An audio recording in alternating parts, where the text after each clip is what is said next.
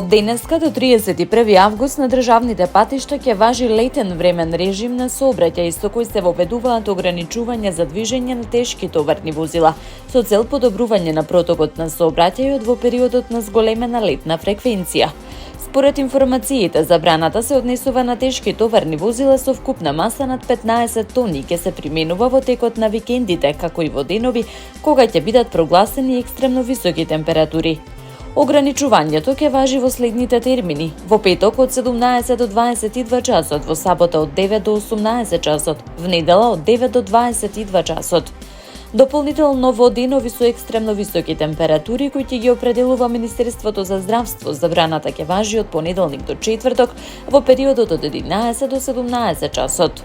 Од мерката се иземени возилата што вршат превоз на живи животни, цвеќе, хуманитарна помош, жито и житни култури, лесно расеплива стока, нафта и нафтени деривати, опасни материи и возила ангажирани за реализација на проекти на државните патишта.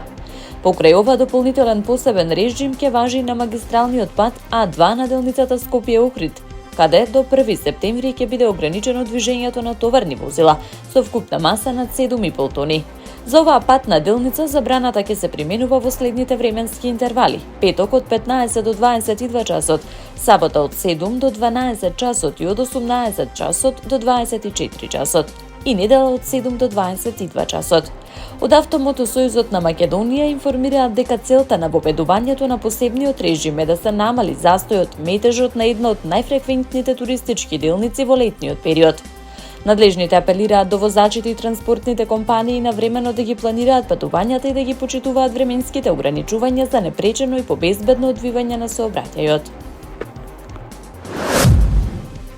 Министерството за правда го спроведува најобемниот реформски циклус во последните години, со подготовка на околу 30 законски решенија и засилена реализација на реформите во областа на владењето на правото, соопштија од институцијата по одржаниот брифинг со амбасадорите во владата.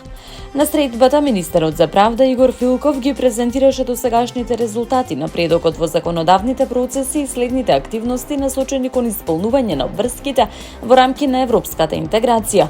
Според Министерството, во изминатиот период бил реализиран обемен законодавен процес, при што од вкупно подготвените законски решенија 13 се директно поврзани со реформската агенда. Во рамки на четвртото барање за ослободување средства од реформската агенда во сегментот владење на правото се следат вкупно 17 реформски чекори. 7 од нив се однесуваат на донесување на 13 закони кои се во надлежност на Министерството за правда. Министерот информираше дека сите законски решенија се веќе подготвени, при што 4 од нив се донесени од собранието, останатите се наоѓаат во различни фази на усвојување. Според проценките на институцијата, во моменталната фаза ќе биде пријавена реализација на 8 реформски чекори, додека за уште 2 продолжуваат активностите за обезбедување поширока политичка поддршка. Воедно беа представени новите законски решенија за судската и јавно-обвинителската служба, со кои се предвидува унапредување на системот за вработување и подобрување на правата на вработените. Од Министерството информираат дека се пополнети сите работни позиции во Агенцијата за управување со одземен имот, како и дека се избрани 2 нови членови на судскиот совет, додека постапката за избор на уште еден член е во завршна фаза. Во завршна фаза се и подготовките на новиот закон за јавно обвинителство, законот за судски буџет, новиот закон за кривична постапка и новиот кривичен законник, кои според Министерството треба да го заокружат реформскиот пакет и да обезбедат усогласување со европските стандарди. Оттаму оценуваат дека реформите имаат за цел создавање поефикасен правосуден систем. Цените на нафтата повторно забележаа раст на меѓународните пазари, се приближија до нивото од $73 за барел, откако новите безбедносни инциденти и неизвестноста околу ситуацијата во Ормузскиот теснец повторно ја зголемија внимателноста кај инвеститорите. Во текот на тргувањето, цената на барел сирова нафта на лондонскиот пазар достигна околу $73, додека американската референтна нафта исто така забележа дневен раст. Иако цените остануваат значително под врвовите достигнати во периодот на најсилните геополитички тензии, движењата на пазарот покажуваат дека ризикот и натаму е присутен. Главен фактор за новата нестабилност останува ситуацијата во Ормузскиот теснец, еден од најважните светски енергетски коридори низ кој минува значителен дел од глобалната трговија со нафта. Пазарите реагираа чувствително по новите инциденти во регионот и по различните сигнали околу продолжувањето на договорените механизми меѓу САД и Иран за нормализирање на транспортот и намалување на тензиите. Во исто време аналитичарите предупредуваат дека и покрај постепеното обновување на движењето на танкерите, транспортот низ Ормуз се уште не е целосно вратен на нивото пред конфликтот. Дел од финансиските институции оценуваат дека краткорочно пазарот може да остане чувствителен на секоја нова геополитичка информација, но истовремено потсетуваат дека постепеното враќање на испораките засега спречува посилен раст на цените. Експертите посочуваат дека во наредните денови вниманието ќе биде насочено кон темпото на нормализација на пловидбата низ Ормускиот теснец, бидејќи токму тоа ќе има клучно влијание врз понудата на светскиот пазар. 6 лица загинаа во вооружен инцидент што се случи во установа за социјална грижа и згрижување во градот Штаде во северниот дел на Германија, додека полицијата приведе најмалку 2 лица меѓу кои осомничениот напаѓач. Инцидентот се случил во објект за социјална поддршка на млади и семејства во Штаде, град кој се наоѓа западно од Хамбург. Според информациите од германските власти, 5 лица починале на местото на настанот, додека уште едно лице им подлегнало на повредите во болница. Сите жртви се возрастни лица. Полицијата соопшти дека осомничениот бил приведен кратко по нападот. Во притвор е задржано уште едно лице чија улога се уште се утврдува. Според досегашните информации нема индикации дека постои дополнителна опасност за јавноста.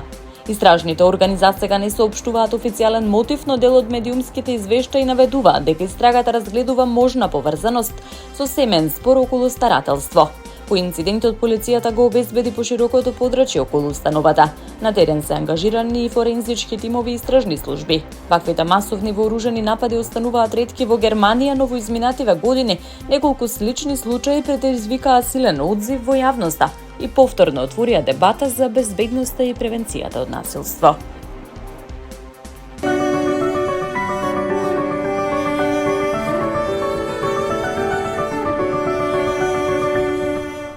Според прогнозата на Управата за хидрометеоролошки работи, под влијание на топла воздушна маса од југ до средината на следната седмица времето ќе биде сончево и многу топло, со мала до умерена локална облачност. Дневната температура на секаде ќе биде над 30 степени Целзиусови, наместа ќе достигне до 39 степени.